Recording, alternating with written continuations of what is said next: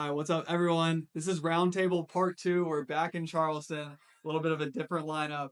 My name is Drew Espandola. I've done like $1.2 million in GMB on TikTok Shop in the last year, which is absolutely crazy to say. I've made close to somewhere around like half a million. I'm going to let these guys give their accolades too, and we're going to start answering some of y'all's most asked questions about TikTok Shop. Hi, what's going on, guys? My name is Ray. I've been in Creators Corner since August of 2024.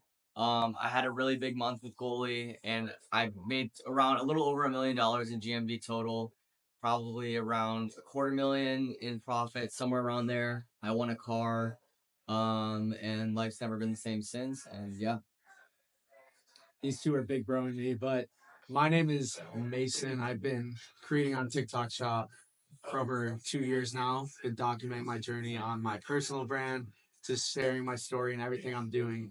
And just recently, I wouldn't even say recently, over 2.5 months ago, I had my biggest month at 65,000 commission. I've probably done roughly over 300,000 GMV lifetime. And I manage campaigns as well and help creators go viral. And I'm excited for this one. Let's go. Let's go. So this is going to be a shorter roundtable answering some questions y'all have recently about TikTok Shop. One that I'm seeing that a lot of people are probably curious about, and I'm curious to get all their perspectives too. Someone said, "Do you think tariffs will affect TikTok Shop as well as sales, products, and shipping?" And my personal opinion, like I'm not an economist, but I'm seeing like crappy products from China are being affected by tariffs. Clothing prices going way up, but the big brands that you probably want to be working with and building a relationship with, they're manufacturing their stuff in the United States, and that's actually going to be an advantage for them. So the companies that have it set up to have all that value. So these two guys are managers, so they're seeing a different side of the brands. I'm curious what they have to say. Whoever wants to step in next. I think Drew made a good point. I think yeah, the bigger brands that are bulletproof, which is the brands that you want to be working with, they have the advantage because there's just going to be less of these Chinese products that are just out of the TikTok Shop landscape. And so I'm not really too worried about it. I know there were some creators that were like saying, "Oh, the tariffs are going to make consumers scared and spend less money," and that could very well happen. That may have happened, but nature always heals. We'll go back to normal and, just keep making TikToks, control what you can, and let it all flow from there. There we go. Yeah, to add on to Ray, one of the campaigns, one of the brands I actually managed for, originally sourced their products in China and everything. And I reached out to them actually and asked, as the tariffs had a massive effect on the campaign, the brand, and they were very nonchalant about it. And if you are a brand that's high leverage and knows how to adapt, I don't see it being an issue in the long run. I'm obviously not as educated on that side of things, so that's all I can say on that. Here's a really good question I think a lot of people are curious about. Someone asked, "Do you think niching your account down to specific products that fit like your age demographic and the way you look? Do you think that is a strategy?" Um, who wants to speak on this one? I have a hot take on this. Yeah. How do you feel about niching down your account? So you're gonna get a different answer every time. Some people are like, "Oh, you have to be in a certain industry, like let's say men's supplements, or you have to be in skincare, or you have to do a certain style of products that are in this niche."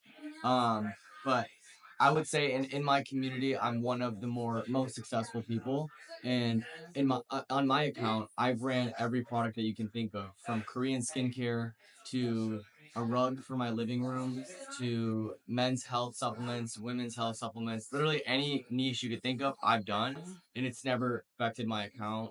And I've never seen anything different. And I think that's how powerful TikTok's algorithm is that it always finds people that are looking for your product if you advertise it well enough. So I just think it doesn't really matter.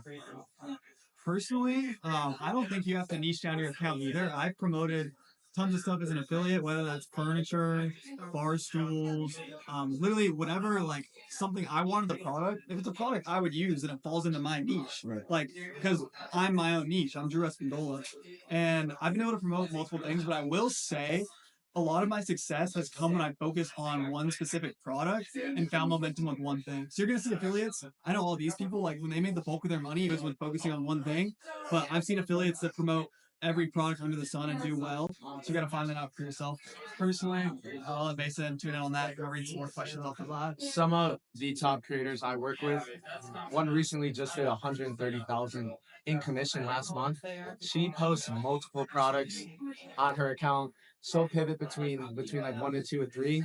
So if you're really worried about just sticking to one product on one account, that's a waste of your time. That's a waste of your mental energy.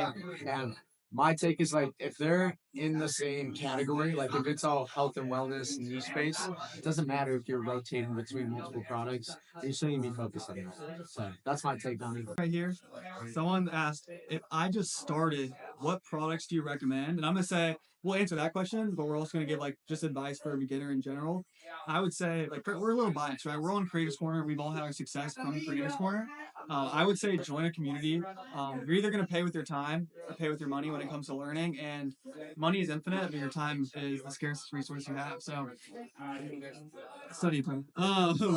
Keep that in mind. But I would say like try everything. Choose products you believe in because it becomes 10 times easier to actually promote them when you believe the things that you're saying, and that translates to other people as well. So I'd say join a community, find a product you really like, and learn everything about it, and promote the hell out of it. Believe it. You actually want people to buy it because you know it's a good product. The main mistake I made when I first started was promoting several products that I didn't really align with. So We're doing a round if table. you're starting off and you're trying to figure out the product that you want to promote, don't just chase every giveaway.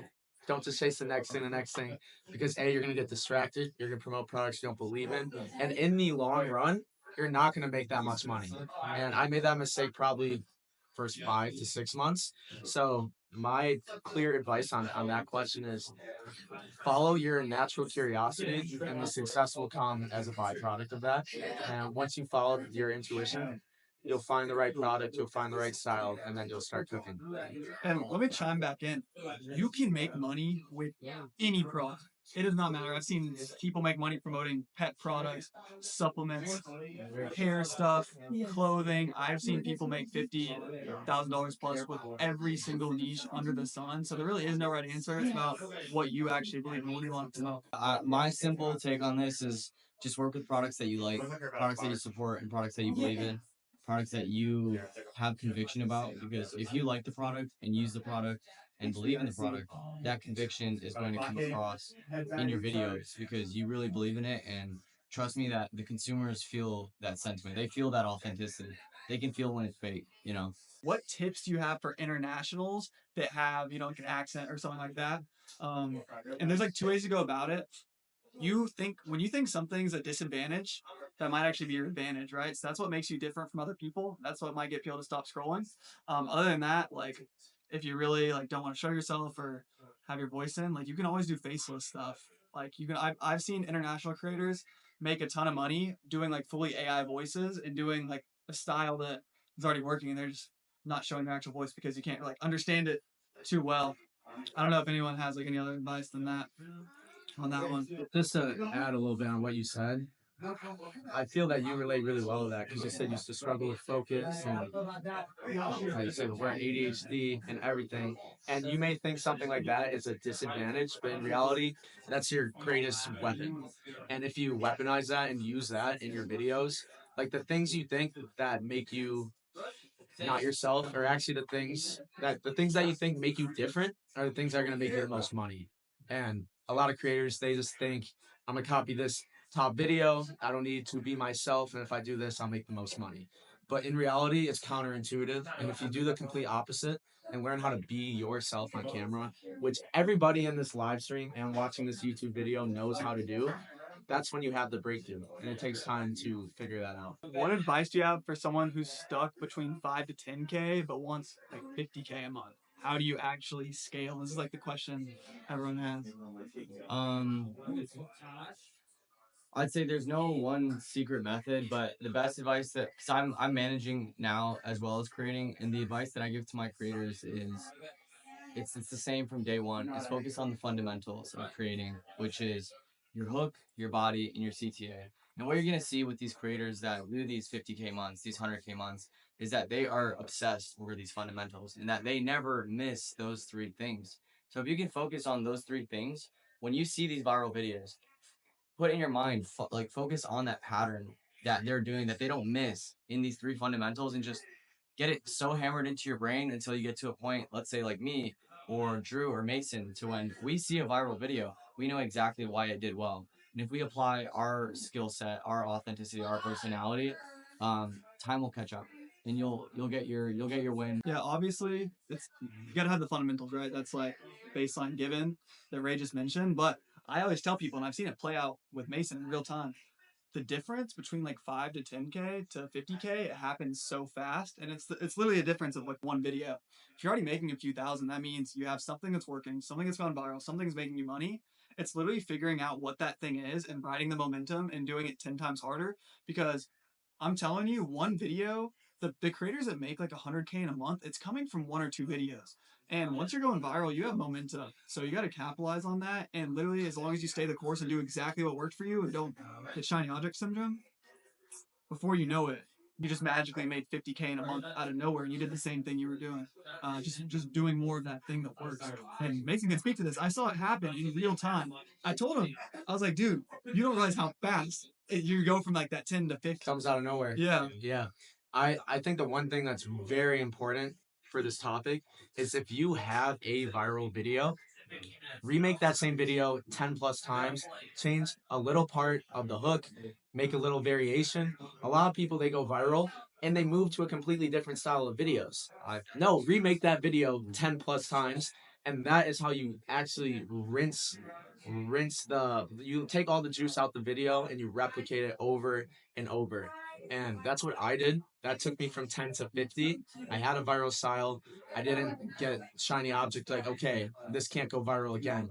But in reality, if that video gets a million views and you do what 20, 30K GMV, there's another subset of probably what 10 million people that will see that another video. 150 million people 150 on TikTok. million? Yeah. Exactly. Yeah. So put it in perspective like that, and you'll break through. And also positioning too. Yeah, think about this. Like everyone's been on the internet for a long time, right?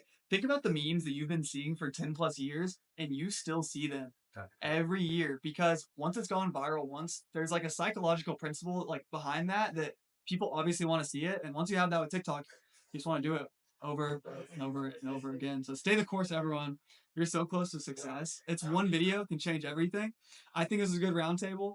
We're gonna wrap it up and let everyone, say where you can find them if they want to be found. I know Mason been growing the personal brand. Watch one right here. So where can they find you?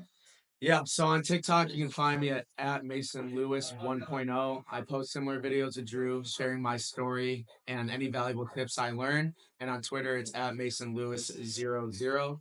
Those are my two handles. Ray? Follow them now. You can't find me anywhere right now. I don't feel like dropping my personal Instagram. I don't really do personal branding, but I'm going to at some point. But for now, you're gonna get some great insight from these two guys, and yeah, Godspeed. And as we wrap it up, if you want to join Creators Corner, Jimmy, pull up here and give him a last word of advice as we end this video. I highly recommend it. This is the man behind everything. So what words do you have for anyone thinking about it watching this video? Get started and don't quit. It's the only way you fail is if you give up, and also don't listen to these guys. Like I'm saying, if you don't listen to these guys, you're asking for failure because these are guys who have lived it. They've seen the trials and tribulations. All you guys have been in this shit for years, right? It's the biggest thing I track back to success in this space is like a lot of people forget I've been in this 5 years. I know Ray's been in it like 4 years. Yeah. You've been in it 3 years. Yeah. 2 years, right? And it's like that is so important because you've seen trends. And if you can't get that knowledge because you can't buy time, buy it from somebody else.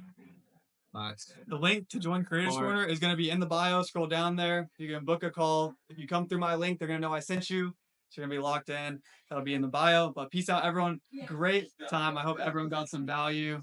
Absolutely love doing these. Let's go. Peace out. Let's crush. Hey, Gorilla Couch. Drop a comment if you like the Gorilla Couch. Let's go.